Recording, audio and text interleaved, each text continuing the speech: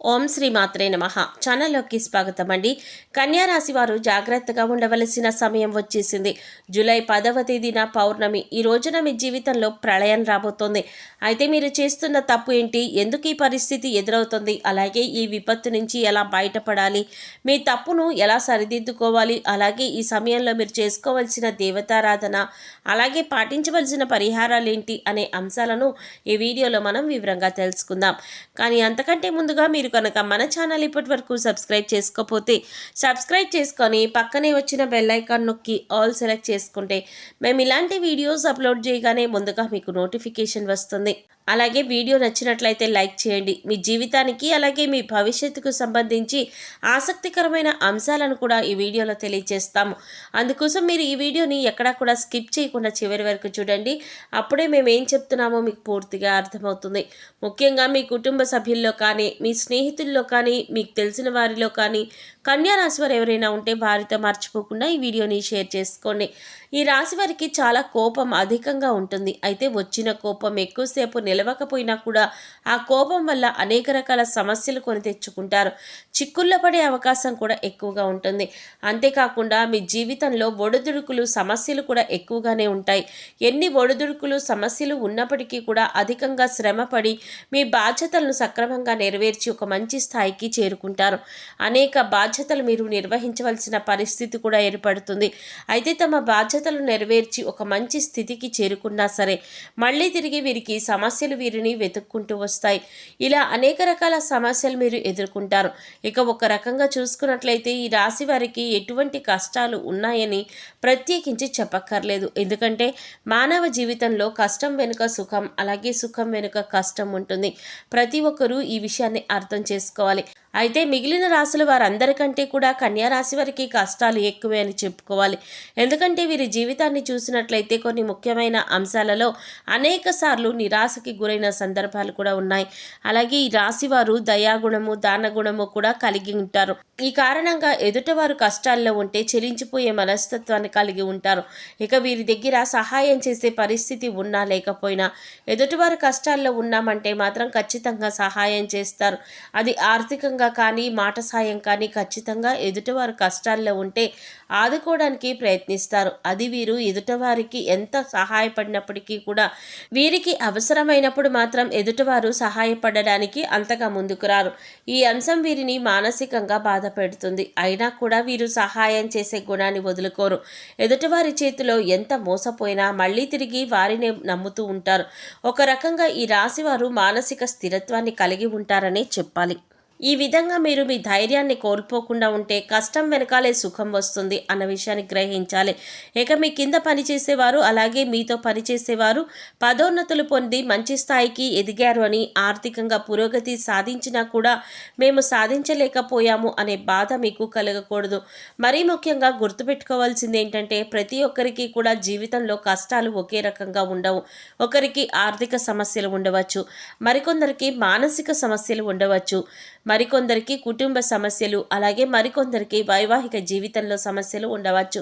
ఎవరికి ఏ సమస్య ఉందో మనం చెప్పలేము. కాబట్టి ఎదుటివారికి సమస్య లేదు అని మాత్రం మీరు ఎప్పుడూ అనుకోవద్దు. అలాగే అన్ని కష్టాలు నాకే వచ్చినాయని మీరు కుంగిపోవద్దు. మానసిక ధైర్యాన్ని అధికంగా కలిగి ఉండాలి. ఈ విషయాన్ని మీరు గమనించి జీవితంలో ముందుకు సాగాలి. మానవ జీవితంలో కష్ట సుఖాలు అనేవి సర్వసాధారణం. అయితే గతంలో మీరు పడిన కష్టాలకి ఇప్పుడు పరిష్కారం అనేది లభించబోతోంది. శివయ్య అనుగ్రహంతో మీ ప్రతి సమస్యకి ఒక పరిష్కారం దొరుకుతుంది. ఇక ఈ రాశి వారి జీవితంలో రాబోయే ప్రళయం ఏంటి అంటే మీరు ఒక సమస్యతో ఇబ్బంది పడుతున్నారంటే పరమశివుడి యొక్క అనుగ్రహం ఉన్నప్పటికీ కూడా ఆ రోజున మీరైతే ఈ సమస్యను ఎదుర్కోబోతున్నారు. ఆ రోజు ఏమిటి అంటే కనుక జూలై 10వ తేదీ రోజున మీరు చాలా జాగ్రత్తగా ఉండవలసిన సమయం అనే చెప్పుకోవాలి. ఎందుకంటే మీ భవిష్యత్తుకి సంబంధించి ఒక ముఖ్యమైన అంశంలో నిర్ణయం తీసుకోవలసి వస్తుంది. ఈ సందర్భంలో మీరు కొన్ని నిందలు, ఆరోపణలు ఎదుర్కోవలసి ఉంటుంది. అయితే ఈ రోజున మీరు ఎదుర్కోబోయే సమస్య ఏదైతే ఉందో అది మీ భవిష్యత్తు పైన తీవ్రమైన ప్రభావాన్ని చూపిస్తుంది.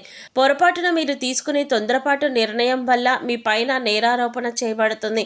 కాబట్టి ఈ సమయంలో మీరు చాలా జాగ్రత్తగా ఉండాలి. ఈ సమయంలో మీరు బయట వ్యక్తులతో కానీ, ఇరుగు పొరుగు వారితో కానీ దురుసుగా ప్రవర్తించడం వల్ల, దురుసుగా మాట్లాడడం వల్ల, కేవలం మీ తొందరపాటుతనం వల్ల మీరు అనేక రకాల నిందలు, ఆరోపణలు ఎదుర్కోవలసి వస్తుంది. ఇందుకోసం మీరు మాట్లాడే ప్రతి మాట కూడా ఆలోచించి ఆచితూచి మాట్లాడాలి.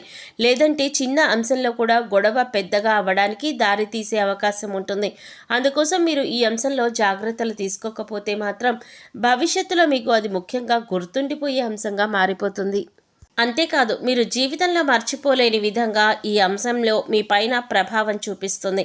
ఇటువంటి ఒక ముఖ్యమైన సంఘటన మీ జీవితంలో కనిపిస్తుంది కాబట్టి ఈ సమయంలో మీరు జాగ్రత్తగా ఉండాలి.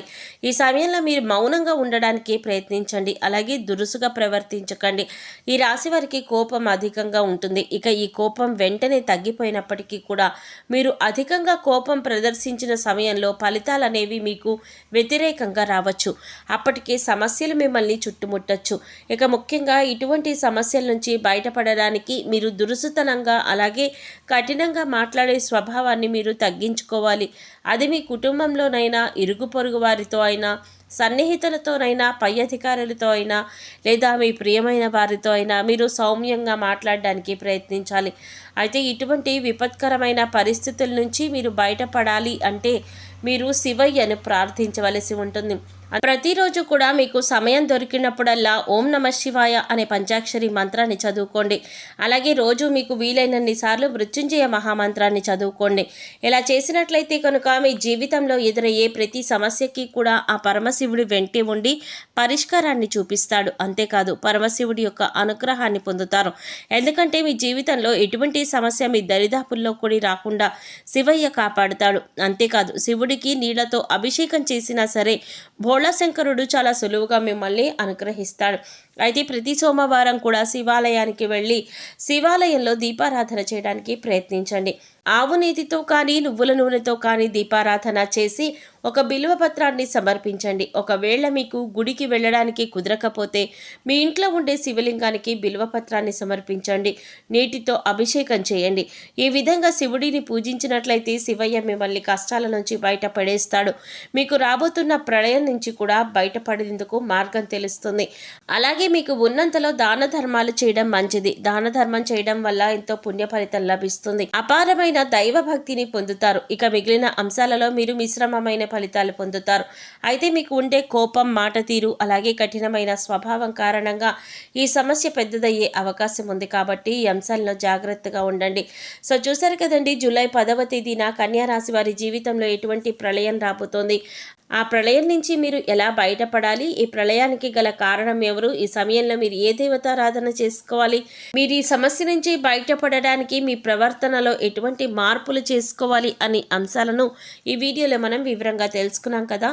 ఈ వీడియో మీకు నచ్చినట్లయితే లైక్ చేసి మీ ఫ్రెండ్స్ అండ్ ఫ్యామిలీ మెంబర్స్లో కన్యా రాశి వారు ఎవరైనా ఉంటే వారితో మర్చిపోకుండా ఈ వీడియోని షేర్ చేసుకోండి. అలాగే ఇప్పటి వరకు మన ఛానల్ కనుక సబ్స్క్రైబ్ చేసుకోకపోతే సబ్స్క్రైబ్ చేసుకొని పక్కనే వచ్చిన బెల్ ఐకాన్ నొక్కి ఆల్ సెలెక్ట్ చేసుకుంటే మేము ఇలాంటి వీడియోస్ అప్లోడ్ చేయగానే ముందుగా మీకు నోటిఫికేషన్ వస్తుంది. మరో చక్కటి వీడియోతో మళ్ళీ కలుద్దామండి. ఓం శ్రీమాత్రే నమః.